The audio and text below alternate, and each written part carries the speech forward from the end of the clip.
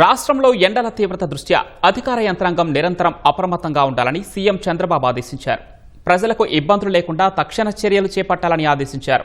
అత్యధిక ఉష్ణోగ్రతలు నమోదవుతున్న ప్రాంతాలను ఎప్పటికప్పుడు అప్రమత్తం చేయాలని, జాగ్రత్తలు చెప్పాలని నిర్దేశించారు. ఎండల తీవ్రత మరీ ఎక్కువగా ఉన్న చోట స్థానికంగా సెలవులు ప్రకటించాలని దిశానిర్దేశం చేశారు. రాష్ట్రంలో తీవ్రస్థాయి ఉష్ణోగ్రతలు, వడగాల్పులను దృష్టిలో ఉంచుకుని ప్రజారోగ్యం, వారి భద్రతపై ముఖ్యమంత్రి చంద్రబాబు సమీక్ష నిర్వహించారు.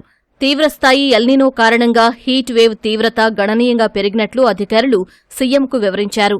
ఎండ వేడి నుంచి ప్రజలు ఉపశమనం పొందేలా రద్దీగా ఉన్న ప్రాంతాలు, ప్రజలు ఎక్కువగా తిరిగే చోట చల్లని మంచినీరు, మజ్జిగ, ఓఆర్ఎస్ ప్యాకెట్లు అందుబాటులో ఉంచాలని సీఎం ఆదేశాలిచ్చారు. పట్టణ ప్రాంతాల్లో 1349 హీట్ షెల్టర్లు, చలివేంద్రాలు ఏర్పాటు చేసినట్లు అధికారులు నివేదించారు. 446 ట్రాఫిక్ జంక్షన్లలో వాహనదారులు, పోలీసులకు నీడ కల్పించేలా చర్యలు చేపట్టామన్నారు. వడగాలుల నుంచి ఎలా రక్షించుకోవాలో అవగాహన కల్పించేలా జిల్లా కలెక్టర్లు మీడియా సమావేశాలు నిర్వహించాలని సీఎం సూచించారు. మీడియా, సోషల్ మీడియా ద్వారా నిరంతరం సమావేశం చేరవేయాలన్నారు. ప్రజల ప్రాణాలే ప్రభుత్వానికి అత్యంత ప్రధానమని స్పష్టం చేశారు. వృద్ధులు, గర్భిణీలు, చిన్నారులు, అనారోగ్యంతో ఉన్నవారు ఉదయం 11 గంటల నుంచి సాయంత్రం 4 గంటల వరకు బయటకు రాకుండా ఉండాలని సూచించారు. ఎండ తీవ్రతతో ఇబ్బందులు పడుతున్న మూగజీవులు, పక్షుల కోసం మట్టి కుండల్లో నీరు అందుబాటులో ఉంచాలని సీఎం సూచించారు.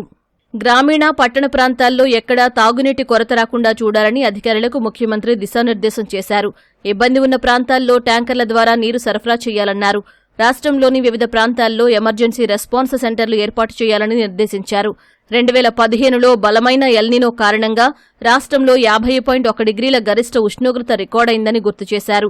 ఈ ఏడాదిలో కూడా ఎల్నినో ప్రభావంతో ఇప్పటివరకు 48 డిగ్రీల అత్యధిక ఉష్ణోగ్రతలు నమోదైనట్టు అధికారులు సీఎం దృష్టికి తెచ్చారు. గడిచిన 3 రోజులుగా ఉష్ణోగ్రతలు 45 నుంచి 48 డిగ్రీలకు పెరిగాయన్నారు. రాష్ట్ర వ్యాప్తంగా పచ్చదనం పెంపుపై దృష్టి సారించాలని సీఎం సూచించారు. భూగర్భ జలాలు పెరిగితే పచ్చదనం పెరుగుతుందని, తద్వారా ఉష్ణోగ్రతల తీవ్రత నుంచి కొంతమేర ఉపశమనం లభిస్తుందని ముఖ్యమంత్రి అన్నారు. దీనికి అన్నమయ్య జిల్లా ప్రత్యక్ష ఉదాహరణగా నిలుస్తోందని గుర్తు చేశారు. ఇతర జిల్లాలతో పోలిస్తే అన్నమయ్య జిల్లాలో తక్కువ ఉష్ణోగ్రత నమోదైందన్నారు. వచ్చే వారం రోజుల పాటు నిత్యం ప్రజలను అప్రమత్తం చేసేలా కార్యాచరణ చేపట్టాలని సీఎం అధికారులకు సూచించారు.